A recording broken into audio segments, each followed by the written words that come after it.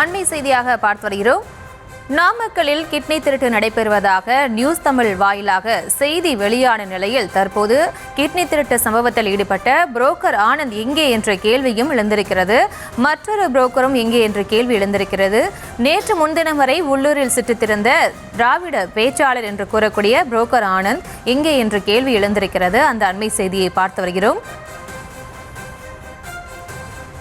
நாமக்கல்லில் வறுமையில் இருக்கக்கூடிய பெண்களை குறிவைத்து கிட்னி திருட்டு சம்பவம் அதிகரித்திருந்த நிலையில் அது தொடர்பாக நியூஸ் தமிழ் வாயிலாக செய்தி வெளியானது. தற்போது அந்த கிட்னி திருட்டு சம்பவத்தில் ஈடுபட்ட புரோக்கராக செயல்பட்ட ஆனந்த் எங்கே என்ற கேள்வி எழுந்திருக்கிறது. விசாரணையில் அரசு மெத்தனம் காட்டுகிறதா என்ற கேள்வியும் எழுந்திருக்கிறது. அந்த அண்மை செய்தியை பார்த்து வருகிறோம்.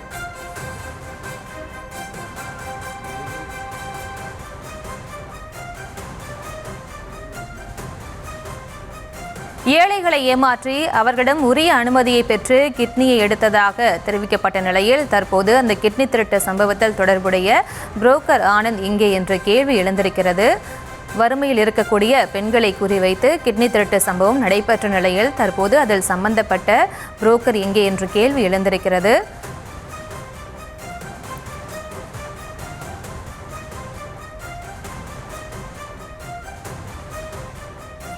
மண்ணச்சநல்லூர் திமுக எம்எல்ஏ கதிரவன் என்பவருக்கு சொந்தமான மருத்துவமனையில் கிட்னி திருட்டு சம்பவம் நடந்ததாக தெரிவிக்கப்பட்டிருக்கிறது. தனலட்சுமி ஸ்ரீனிவாசன் மருத்துவமனையில் கிட்னி எடுக்கப்பட்டதாக தகவல் வெளியாகியிருந்த நிலையில் அது தொடர்பாக அந்த புரோக்கராக செயல்பட்ட திமுக பேச்சாளர் ஆனந்த் எங்கே என்ற கேள்வியும் எழுந்திருக்கிறது. அந்த அண்மை செய்தியாக பார்த்து வருகிறோம்.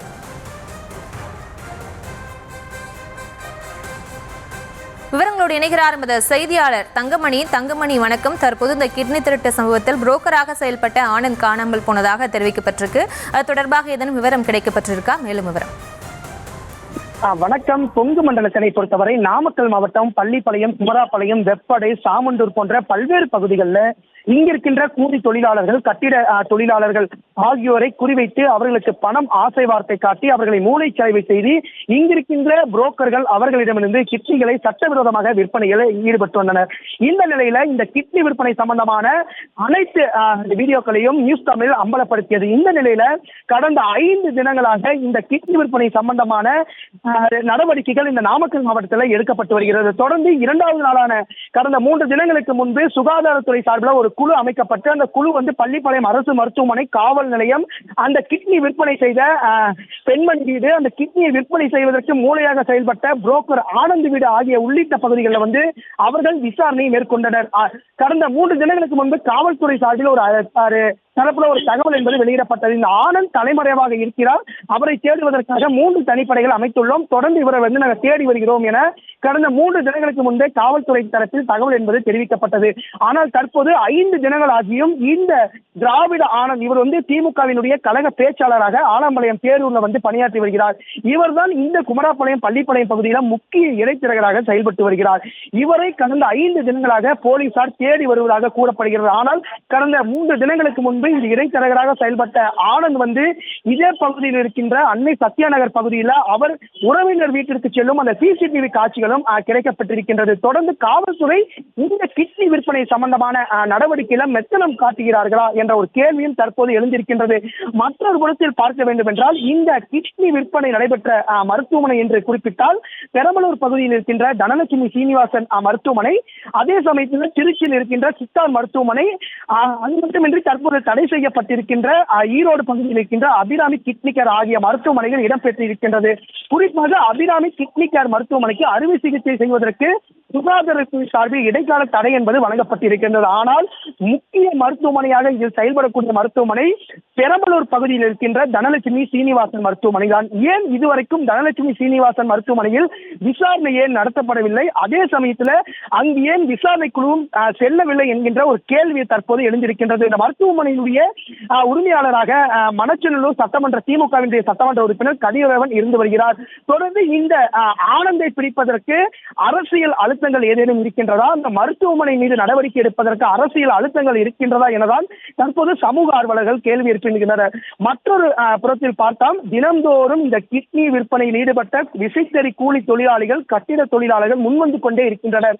ஏன் என்று குறிப்பிட்டால் நாங்கள் இதை தவறு செய்து விட்டோம், நாங்கள் எங்களுடைய வறுமைக்காக இந்த கிட்னியை கொடுத்து விட்டோம், கந்துவட்டி கொடுமைக்காக கிட்னியை கொடுத்து விட்டோம், மைக்ரோ பைனான்ஸினுடைய உரிமையாளர்கள், நிதி நிறுவன அதிபர்கள் எங்களை மிரட்டுகிறார்கள், எங்களுக்கு நாங்கள் தற்கொலை செய்து விடுமோ என்ற பயத்தின் காரணமாகத்தான் தங்களுடைய வறுமையை பயன்படுத்தி நாங்கள் கிட்னியை விற்றோம் என்ற ஒரு அதிர்ச்சி வாக்குமூலத்தை தெரிவித்திருக்கின்றார். மற்றொரு புறத்தில் இன்று காலை கூட பள்ளிப்பாளையம் அடுத்துள்ள ஆலாம்பாளையம் பகுதியைச் சேர்ந்த ஒரு போஸ்டர் ஒட்டும் தொழிலாளி சொன்ன திடுக்கிடும் தகவலாக, நான் இங்கிருந்து ஒரு டீ கடையில் அமர்ந்து கொண்டிருந்தேன், டீ கடையில் ஒருவர் வந்து என்னிடம் பேசுகிறார், நீங்கள் நேராக தனலட்சுமி சீனிவாசன் மருத்துவமனைக்கு செல்லுங்கள், அங்கு ஒருவர் இருப்பார், அவரிடம் கிட்னியை கொடுங்கள், அவர் 5 லட்சம் ரூபாய் பணம் தருவார் என்ற ஒரு அதிர்ச்சி வாக்குமூலத்தை தந்தார். அந்த 5 லட்சம் ரூபாய் பணம் என்பது தனலட்சுமி சீனிவாசன் மருத்துவமனையின் மேல் மாடியில் இருக்கின்ற அறையில் வைத்து கொடுத்தார்கள் என்னிடம் என்ற ஒரு வாக்குமூலத்தை தந்திருக்கின்றார். ஆனால் தற்போது மத்திய சுகாதார குழு அமைக்கப்பட்டிருக்கின்றது. மாநில அளவில் பார்த்தீங்கன்னா அமைச்சர் மா சுப்பிரமணியம் அவர்கள் ஒரு தகவல் சொல்லியிருக்கின்றார். வினித் என்கின்ற திட்டம் இயக்குநர் தலைமையிலான குழு அமைக்கப்பட்டிருக்கின்றது. இந்த குழு 15 நாட்களுக்குள் எங்களுக்கு வந்து விரிவான திட்ட அறிக்கை சமர்ப்பிப்பார்கள் என ஒரு தகவலும் வெளியிடப்பட்டிருக்கின்றது. 5 தினங்கள் ஆகியும் தற்போது வரை ஆனந்த் மீது எவ்வித நடவடிக்கையும் எடுக்கப்படவில்லை. அவர் தலைமறைவாகவே இருக்கிறார், நாங்கள் விசாரணையை முன்னெடுத்து வருகிறோம் என ஒரு தகவல் மட்டும்தான் வருகிறதுடைய அவர்கள் மீது தற்போது வரை நடவடிக்கை எடுக்கப்படவில்லை. தற்போது இந்த பள்ளிப்பாளையம் பகுதியில் கிட்னி விற்பனை சம்பந்தமான புகார்கள் என்று குறிப்பிட்டால், நேற்றைய தினம் பாட்டாளி மக்கள் கட்சி சார்பில் ஒரு புகார் அளிக்கப்பட்டிருக்கின்றது. இன்றைய தினம் இந்திய கம்யூனிஸ்ட் கட்சி சார்பில் ஒரு புகார் மனு அளிக்கப்பட்டிருக்கின்றது. தொடர்ந்து இந்த ஆனந்தன் திமுகவில் இருப்பதால் மட்டுமே இவர்கள் நடவடிக்கை எடுக்க முன்வர மாட்டுகிறார்கள். சுகாதாரத்துறை அதிகாரிகள் கண் துடைப்பிற்காக ஒரு நாள் மட்டும்தான் வந்தார். ஆனால் தற்போது வரை 4 நாட்கள் ஆகிறது. இதுவரையும் சுகாதாரத்துறை அதிகாரிகளும் இந்த பள்ளிப்பாளையம் வரவில்லை. அதே சமயத்தில் இந்த மாவட்ட ஆட்சியராக இருக்கக்கூடிய துர்காமூர்த்தி அவர்கள் ஏன் இதுவரை வரவில்லை என்ற குற்றச்சாட்டு தற்போது எழுந்திருக்கின்றது. ஒரு மாவட்ட நிர்வாகத்தை ஆளுகின்ற ஒரு மாவட்ட ஆட்சித்தலைவரே இந்த கிட்னி விற்பனை சம்பந்தமான விவாதத்திற்கு இதுவரை தலையிடவில்லை என்றுதான் தற்போது கூறப்படுகிறது. மாவட்ட ஆட்சியர் உடனடியாக இந்த பள்ளிப்பாளையம் குமராப்பாளையம் பகுதிக்கு வருகை தர வேண்டும், இந்த ஆய்வினை முற்றிலுமாக விசாரணை செய்ய வேண்டும், இந்த விசாரணையில் எத்தனை நபர்கள் இந்த நாமக்கல் மாவட்டத்தில் கிட்னியை கொடுத்துள்ளார்கள் என்ற ஒரு தகவலை அளிக்க வேண்டும். குறிப்பாக இந்த நாமக்கல் மாவட்டத்தை பொறுத்தவரை அரசு ஒரு சர்வே எடுத்தால் இதில் பல 1000 மக்கள் இந்த கிட்னியை கொடுத்திருக்கலாம் என ஒரு தகவலும் தற்போது எழுந்திருக்கிறது. மற்றொரு புறம் இந்த கிட்னி அனைத்தும் தமிழகத்தில் மட்டும்தான் கொடுக்கப்பட்டிருக்கின்றதா அல்லது வேற ஏதும் மாநிலமா, வெளிநாடுகளுக்கும் இந்த கிட்னி என்பது விற்கப்பட்டிருக்கின்றதா என ஒரு தகவல் வரும். முழுமையான விசாரணை நடத்திட வேண்டும். இதற்கு அரசியல் அழுத்தம் எதுவும் இருக்கக்கூடாது, முழுமையான விசாரணையில் அரசு தலையிட வேண்டும் என்பதே இந்த பகுதி மக்களின் மற்றும் சமூக ஆர்வலர்களின் கோரிக்கையாக உள்ளது.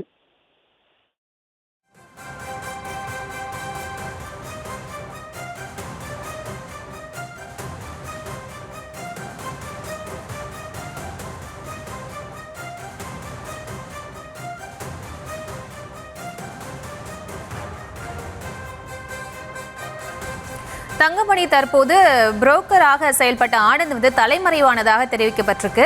இன்னொரு புரோக்கரும் இதில் சம்பந்தப்பட்டதாக தெரிவிக்கப்பட்டிருக்கு. இது தொடர்பாக இதுவரை ஏன் நடவடிக்கை எடுக்கப்படவில்லை? அது தொடர்பான விவரம் குறிப்பா நம்ம சொல்லலாம். ஆனந்த் அதே மாதிரி ஆலாம்பாளையம் பகுதியை சார்ந்த திராவிட ஆனந்த் தான் முதல் கட்டமாக இந்த புரோக்கராக செயல்பட்டார் அப்படிங்கிற ஒரு தகவல் வந்துச்சு. அதுக்கப்புறம் பார்த்ததா அங்கிருக்கின்ற மக்கள் விரியாசம்பாளையம் சார்ந்த முருகன் என்ற நபரும் அவரும் இந்த கிட்னி விற்பனையில ஈடுபட்டுகிறார். அவரை பேசின ஆடியோ கூட வெளியிடப்பட்டது. இந்த ஆடியோல அவர் என்ன பேசுறாருன்னா, ரத்த வகை சார்ந்தவர்கள் A1 பாசிட்டிவா O பாசிட்டிவா நீங்க சொல்லுங்க, அதற்கான ஏற்ற அமௌண்ட் வாங்கிக்கலாம், 80,000 ரூபாய் இவருக்கு தரணும், 30,000 ரூபாய் அவருக்கு தரணும் அப்படிங்கிற மாதிரி ஒரு ஆடியோ ரிலீஸ் ஆச்சு. அதையும் தாண்டி அந்த முருகனிட்டு இருந்த ஒரு குறிப்பு பதிவேடு வெளியிலாச்சு. அதுல என்ன போட்டிருக்காருன்னா, இந்த மருத்துவமனைக்கு இத்தனை கிட்னி தேவை, அதுல குறிப்பாக பெண்களின் கிட்னி தேவை அப்படிங்கிற ஒரு லிஸ்ட் அதுல கிட்டத்தட்ட 50 பெண்களின் பெயர்கள் இடம்பெற்றிருந்துச்சு. அதுலேயும் குறிப்பாக அந்த முருகன் என்பவர்கள் எடுத்துக்கொண்டால், அந்த முருகன் வெடியார்சம்பாளையம் பகுதியில் மட்டும் பல சொத்துக்களை சேர்த்திருப்பதாகவும், இவர் தொடர்ந்து கிட்டத்தட்ட 10 ஆண்டுகளாக இந்த குமராப்பாளையம் பள்ளிப்பாளையம் பகுதியில் இந்த கிட்னி விற்பனையில ஈடுபட்டு வந்தார். தொடர்ந்து விசைத்தறி கூலி தொழிலாளர்களை குறிவைத்து தான் இந்த விற்பனை ஈடுபட்டு இருந்துச்சு அப்படின்னு ஒரு தகவல் சொன்னாங்க. ஆனா இதற்கு அடுத்தபடி தற்போது தொடர்ந்து செய்திகள் வெளிவந்து நிலையில தற்போது இந்த பள்ளிப்பாளையம் குமராப்பாளையம் பகுதியில் சுமார் 150க்கும் மேற்பட்ட கிட்னி விற்பனை புரோக்கர்கள் இருப்பதாக உளவுத்துறை அறிக்கையில தற்போது ஒரு தகவல் இருக்கின்றது. இவர்கள் அனைவருமே தற்போது தலைமறைவாகி விட்டாங்க. ஏன்னு குறிப்பிட்டீங்கன்னா இந்த புரோக்கர்களை பிடிக்க இவர்களுக்கு மேல் எவ்வளவு நெட்வொர்க் இருக்கும் அப்படிங்கிற ஒரு தகவல் என்பது இருக்கின்றது. இவர்கள் வந்து ஒரு குறிப்பா பள்ளிப்பாளையம் பகுதியில கிட்னி எடுத்து விற்கிறாங்க. அப்படிங்கும் போது அவருக்கு மேல எந்த புரோக்கர் இருக்கிறாங்க, அவரு எந்த மருத்துவமனைக்கு விற்கிறாங்க அப்படின்னு ஒரு தகவல் இருக்குது. அதனால மட்டுமே இந்த புரோக்கர்கள் அனைவரும் தங்களுடைய வீடுகளை பூட்டிவிட்டு தற்போது தலைமறைவாக இருக்கின்றனர். மற்றொரு புறம் குமராப்பாளையம் பகுதியை சார்ந்த பெண் புரோக்கர் விஜயா என்பவரே நம்மள்ட்ட பேசுனாங்க. இது மாதிரி நாங்க வந்து ஆனந்தன்கிட்ட கேட்கணும், நீங்க ஓ பாசிட்டிவா A1 பாசிட்டிவான்னு சொல்லுங்க, நாங்க அது தகுந்த மாதிரி நாங்க உங்களுக்கு அமௌண்ட் தரோம் அப்படின்னு சொல்லியிருந்தாங்க. நம்ம அவங்கள்ட்ட முழுமையா விசாரிக்கும் போது அவங்க என்ன சொன்னாங்கன்னா, நாங்க மீனா பெண்கள்ட்ட இருந்து தான் அந்த கிட்னி எடுப்போம் அப்படின்னு நம்மள்ட்ட சொல்லும் போது தொடர்ந்து இந்த செய்திகள் வெளிவந்த நிலைமையில தற்போது விஜயாவும் தன்னுடைய வீட்டினை பூட்டி விட்டு மொபைல் போனை சுவிட்ச் ஆஃப் செய்துவிட்டு தற்போது தலைமறைவாக இருக்கின்றார்.